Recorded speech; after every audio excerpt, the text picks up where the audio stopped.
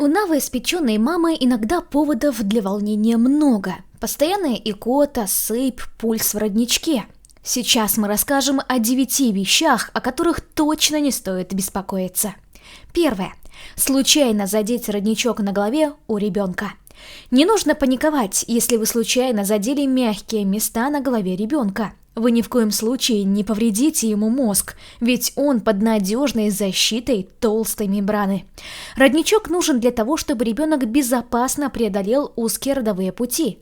И несмотря на то, что череп у младенцев кажется очень хрупким, помните, голова вашего маленького человека уже многое пережила во время родов и без какого-либо вреда для себя.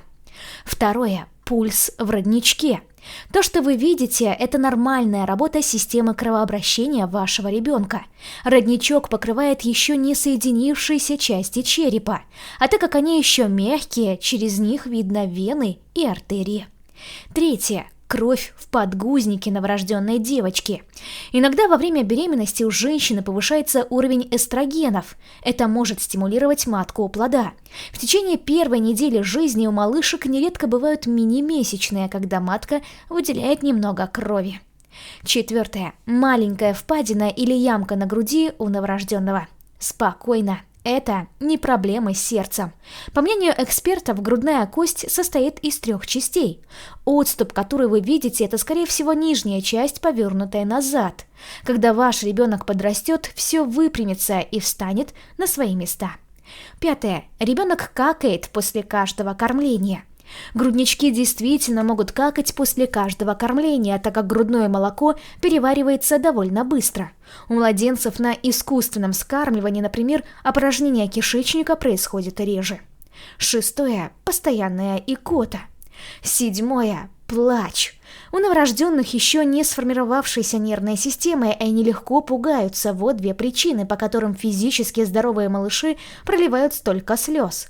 И плач в таком случае – это единственный способ ребенка сообщить о своих потребностях. Восьмое. Сыпь, прыщи. Гормоны матери все еще присутствуют в организме у малышей. Из-за этого у многих новорожденных возникают прыщи в период от 2 недель до 2 месяцев. Это совершенно не опасно и требует обычного нежного очищения, а не моющего средства. Девятое. Постоянное чихание. У младенцев крошечные носы. Даже небольшое скопление слизи может заставить их чихать. Если чихание новорожденного не сопровождается желтой слизью, которая указывает на болезнь, то его чихи – это еще один жизненный период, который он просто перерастет.